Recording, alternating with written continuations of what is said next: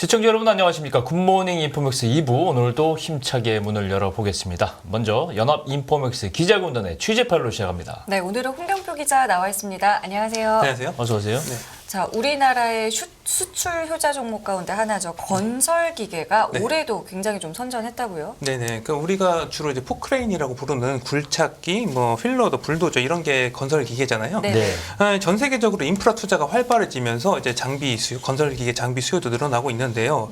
우리나라 건설 기계 기업들은 이제 매출의 한 80에서 90%가 해외 수출이거든요. 그래서 이제 그 여파의 영향을 직접적으로 받게 돼서 이제 인프라 투자가 늘어남에 따라서 실적이 개선되는 추세입니다. 네.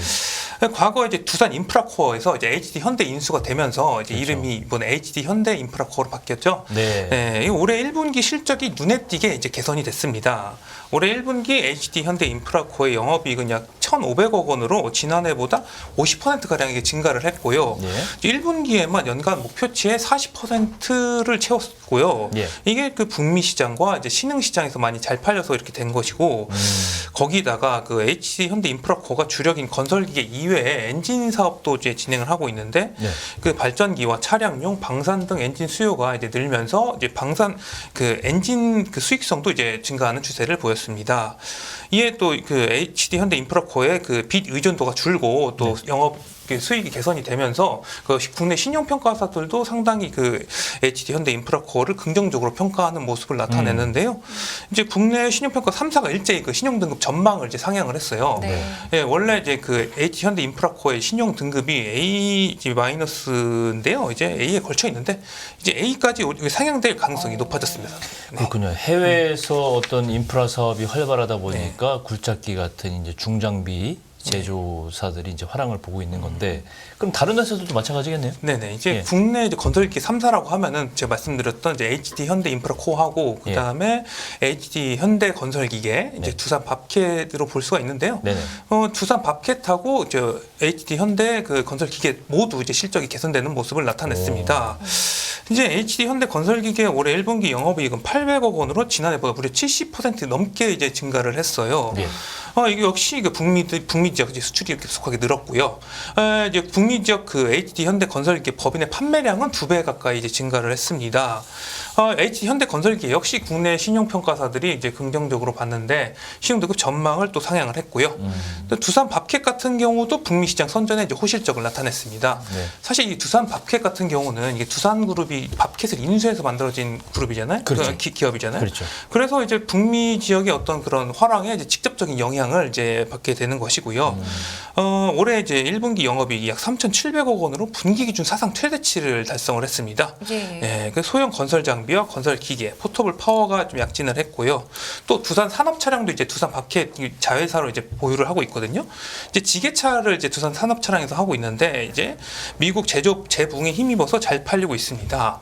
이 뭐 사실상 미국 기업이다 보니까 이제 신용평가도 이제 S&P에서 하거든요. 네. 근데 S&P에서 또 신용등급 전망을 상향을 했어요. 곧 이제 신용등급도 올라가겠죠. 네.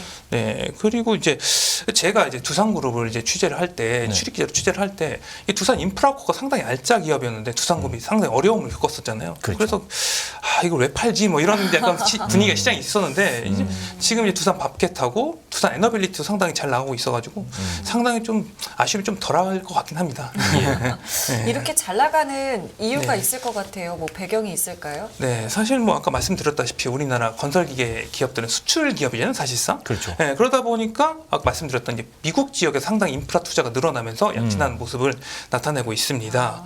네, 이 미국 의회는 낙후된 인프라를 개선하는데 이제 1조 2천억 달러를 투입하는 인프라 예산 법안을 이제 통과를 시켰는데 이를 바탕으로 도로, 교량, 상수도 등 이제 대규모 공사가 이제 진행 중인데요. 네. 사실 이제 미국 가보셨으면 최근에 가보신 분들은 이게 우린 인프라가 뭐 그렇게 선진국이잖아. 사실 우리나라 GDP보다 높은데 네. 인프라가 거기에 비해 그렇게 뭐 삐까뻔쩍하진 않다. 뭐 그렇지 이런. 않아요. 네, 그렇지 지방으로 않죠. 가보면 뭐 네네. 우리나라보다 훨씬 못한 지역이 많은 땅덩어리 넓잖아요. 네, 그러니까요. 그리고 제가 올해 이제 그 CES 취재하러 이제 라스베가스랑 이제 실리콘밸리 쪽 갔었는데 우리나라 인프라보다 뭐 그렇게 썩 낮진 않다. 뭐 이런 느낌도 받기도 했고, 네네. 뭐 우리나라 인프라 수준이 상당히 많이 올라오긴 그럼요. 했지만, 네. 그래서 이제 조 바이든 대통령도 이제 세계 제일의 경제가 이제 있으려면 세계 제일의 인프라가 있어야 된다. 네. 뭐 이런 식으로 계속 이제 인프라 투자를 되게 강조를 하는 모습을 보이고 있습니다. 사실 네. 이제 재선을 앞두고 뭐 상당히 좀 행보를 그래서 보이는 것도 약간 보여주기식의 어떤 그 공적이 좀 있어야 되죠. 네네. 뭐 그래서 뭐 인프라가 개발이 된다면 또 더 좋으니까요. 또. 그러니까요. 네네. 우리한테만 좋으면 되죠. 네네. 그래서 이제 온 미국을 이제 공사판으로 약간 만드는 좀 분위기다. 예, 약간 이런 느낌이고요. 이제 관련 자료를 이제 한번 살펴보면은 2021년 1월 이후에 10억 달러 이상의 메가 프로젝트가 올해까지 누적으로 6천억 달러에 달하고요. 이제 매우 급속한 속도로 이제 그림 보시면 이제 늘고 있습니다. 네네, 또 이제 뭐 인프라 투자 이외 정책적 측면 이외에도 사실 미국과 중국의 패권 경쟁이 계속 이루어지고 있잖아요. 네. 네. 그러다 보니까 반도체법, 뭐 IRA, 뭐 각종 법과 규제가 계속 이제 신설이 되고 있습니다. 네. 사실상 그 미국의 이게 제조업의 재부흥을 이제 노리는 어떤 그런 포부라 그 측면을 볼 수가 있는데 네. 그러다 보니까 미국에다 이제 공장을 다 새로 지어야 되잖아요. 그렇죠. 그럼 뭐 땅도 파야 되고 아. 부지도 해야 되고 뭐 그러다 보니까 당연히 그 건설 수요가 증가를 하게 되고 그럼 당연히 장비도 뭐 불착기, 뭐 불도저 뭐 이렇게 늘겠죠. 그렇죠. 그러다 보니까 북미에서 이제 건설 기계 수요가 지속적으로 늘어나는 측면이 있습니다. 아, 인플레이션 방지법하고 네. 이런 뭐 반도체법 같은 게 결국 이쪽으로 영향이 네, 긍정 맞습니다. 영향이 있는 게 좀 재밌네요. 지키는 뭐 실물이 있어야 되니까요. 그렇죠. 네. 당연히 제조업을 하려면 인프라가 있어야 되잖아요. 네네. 우리 건설 기업들이 미국에서만 잘 나가는 건 아니죠. 네, 맞습니다. 다른 데서도 좀 어떤 영향이 좀 있을까요? 그러니까 이제 미국뿐만 아니라 유럽에서도 이제 이제 우리나라 기업들이 잘 나가고 있는데요. 예.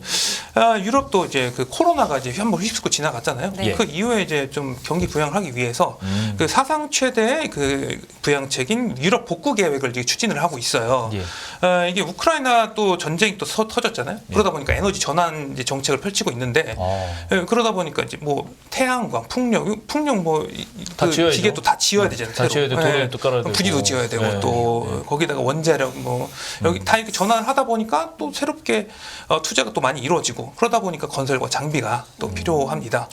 그러다 보니 우리 기업 이제 현대 H 현대 인프라 코어하고 H 현대 건설기계 모두 이제 유럽 실적이 개선되는 모습을 보였고요. 또 선진국뿐만 아니라 이제 신흥 시장에서 건설기계가 잘 나가고 있습니다. 네. 또 최근에 전기차 보급이 이게 증가를 하고 있는데 전기차를 또 만들기 위해서 배터리 만들기 위해서는 광물이 또 필요하잖아요. 네. 그러면 또 광물이 주로 어디 있냐 하면은 뭐 신흥국 쪽에 주로 또 이게 몰려 있지 않습니까? 그렇군요. 예. 네, 그러니 또 그리고 광물 원자재 가격도 계속적으로 오르다 보니까 예. 신흥국 광물 개발이 이제 지속적으로 늘고 있는 추세입니다. 그래서 우리나라 이제 기업들이 아예 그냥 그 현지 가가지고 그 현지 진출해서 공장을 짓고 이래서 좀 수익을 좀 극대화해보자 이런 게 많이 늘고 있고요. 네. 현대 건설기계 같은 경우는 선제적으로 인도와 브라질에 이제 공장 아예 지어버렸어요. 네. 그랬는데 이제 교두보로 활용을 하고 또 수익성이 개선되고 있고 현대 인프라코어도 삼림 개발과 발전 수요가 풍부한 중남미 시장 또 확대를 또 추진하고 있습니다. 또 여기 보면 인도에서는 모디 정부가 또 인프라 투자를 또 본격화하고 있고요. 그렇군요. 또 중동에서는 아시다시피 그 사우디 네옴시티 네옴시티. 그렇죠. 활발해지고 있잖아요. 어마어마한 프로젝트죠. 거기도 이제 굴착기 들어가면은 뭐 생각도 못했어요. 네, 거기다가 뭐 아랍에미리트는 중동은 그냥 사실상 기회 땅이라고 볼 수 있겠습니다. 그렇군요. 전혀 저도 생각하지 못한 이야기들이 지금 나오고 있고 네네. 영상을 보면서 더 이해가 됐는데 그래서 미국, 유럽, 인도, 브라질, 네옴시티까지 얘기 나왔는데 중국은 빠져 있네요. 사실 뭐 우리나라 이제 건설기 기업들의 주력 시장이 중국이었어요. 네. 뭐 바로 가깝기도 하고 사실 세계 공장이다 보니까 워낙 수요가 많았죠. 그랬는데 이제 그 중국에서 이제 코로나를 겪으면서 너무 봉쇄가 심해졌잖아요. 네. 그러다 보니까 경제 타격이 매우 컸습니다. 네. 예, 그러다 보니까 건설 또 시장도 위축이 되고 또 중국 부동산 시장이 이제 장기 침체에 빠졌다. 그렇죠. 뭐 이런 이야기가 계속 나오고 있는데 개발이 아무래도 주춤하겠죠. 네, 맞습니다. 그래서 기업들, 건설 기업들도 망하고 부동산 기업들도 망하고 그러다 보니까 착공도 지연되고 네네. 이러다 보니 이제 건설 그 장비 시장도 침체되는 모습을 이제 나타냈습니다. 그래서 우리나라 건설기의 실적을 보면 올해 1분기 같은 경우 중국 시장에서 매출이 50% 가량 이제 줄었어요. 아, 미국과 반대네요. 네, 그렇죠. 네. 그래서 최근에 저 건설 장비 시장 통계가 있는데, 네. 예, 그 글로벌 건설 장비 시장 점유율 가운데 미국 업체들의 점유율은 상승했는데 중국 업체들의 점유율은 이제 또 하락하는 모습을 나타냈습니다. 어. 네, 이게 미국 점유율이 27%로 지난해 1위를 차지했는데 예. 중국은 사실 이렇게 일본에 2위를 내줘서 3위로 밀려났어요. 예. 뭐 아무리 뭐 중국이 뭐 일본 기술력이 좋다고는 하지만 이 내수를 기반으로 한 중국이 3위로 밀려났던 건 좀 어떻게 보면은 좀 그러네요. 네. 이례적인 거예요. 이례적인 것이죠. 예, 예. 네, 그 다음 이제 스웨덴, 독일, 이제 우리나라 순으로 우리나라는 6위를 차지했는데요. 네. 이제 업체별로 보면 이제 미국 캐터필러가 1위를 차지했고 우리나라는 두산 밥캣이 미국 시장 선전에 11위까지 올랐습니다. 네, 그리고 HD 현대인프라코어와 HD 현대건설기가 각각 19위와 23위를 차지를 했습니다. 그 우리나라 이제 건설기 기업들은 워낙 중국이 안 좋다 보니까 중국 비중을 줄여버리고 그 말씀드린 그 북미나 이제 신흥국 쪽으로 이제 진출을 늘리는 이제 시장 다각화 전략을 이제 추진을 했어요. 네. 그런데 이제 중국이 주춤해도 실적이 잘 나오는 모습을 보이니까 어떻게 보면 시장 다각화 전략이 성공한 것으로 그러네요. 볼 수가 있겠습니다. 예, 예. 네네. 이제 데이터를 보면 HD 현대인프라코어 같은 경우는 중국 매출이 2021년 30%에 달했어요. 네. 주력 시장이었는데 올해 1분기에는 9%까지 줄었는데도 이제 실적이 잘 나온 거 보면은 어떻게 보면 뭐 다행이라고 볼 수 있겠습니다. 그렇죠. 네네. 탈중국해서 네. 유럽이나 오히려. 미국으로 가고 또 제3국으로 가고 네. 이게 다행히 그런 것 같은데 네네. 우크라이나 전쟁도 좀 이 우리 건설 장비 업체에 좀 기회가 된다 뭐 이런 분석도 있는데 어떻게 보세요? 네, 맞습니다. 이게 우크라이나 전쟁이 아직 끝나지는 않았는데 우크라이나 정부가 이제 제2의 마셜 플랜이라고 불리는 1,200조 원대 우크라이나 재건 사업을 이제 추진을 하고 있는데 네. 이달 21일과 22일 이제 영국 런던에서 회의가 열리는데 여기서 그 5천여 개 재건 사업 프로젝트 정보를 담은 데이터베이스를 이제 공개를 할 예정이고요. 예. 이 데이터베이스에는 전후 복구와 교통 등 인프라 구축, 에너지 투자, 뭐 스마트 시티 구축 등의 어떤 계획이 담겨 있는 것으로 알려졌습니다. 당연히 우리나라 정부와 기업들도 여기에 이게 뛰어들려고 이제 네. 추진을 하고 있는데 네. 우리나라 정부가 아까 말씀드렸던 이 데이터베이스를 미리 받았다는 뉴스도 나오기도 했고요. 거기에 그 이제 건설 업체와 건설 기계 업체들이 적극적으로 또 함께 정부와 함께 뛰어들 것으로 가야죠. 가야죠. 그렇죠. 가야죠. 예, 그 우리나라는 또 이제 전후 복구 사실 우리나라 자체 경험도 있고 뭐 이라크 뭐 복구 사업도 있고 예. 그럼 복구 사업은 사실상 전문가잖아요. 그렇죠. 네, 그렇죠. 네네.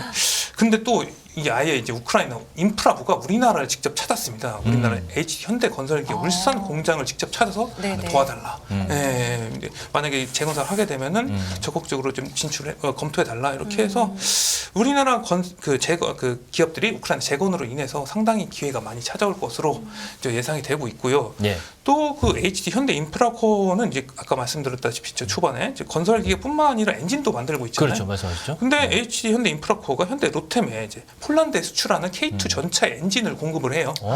그러다 보니까 이게 전쟁이 끝나기 전에도 이제 수혜를 볼 것으로 예상이 되고. 그렇네요. 네, 방산 때문에도 또 그렇고, 그렇고, 건설 네. 때문에도 또 그렇고. 상당히 좀 많이 우리나라 이제 건설기 기업들을 주목을 해봐야 될 것 같습니다. 예. 네. 알겠습니다. 오늘은 뭐 그야말로 K 건설기에 대한 이야기를 맞습니다. 홍경표 기자와 이야기 나눠봤습니다. 여기서 인사드릴게요. 고맙습니다. 감사합니다. 네, 수고하셨습니다. 끝없는 위기 속 기회는 언제나 숨어 있습니다. 성공한 투자 고수들과 나눈 투자의 철학. 다가올 기회를 잡아내는 부의 만찬으로 여러분을 초대합니다. 푸짐하게 한 상 차려놓았습니다.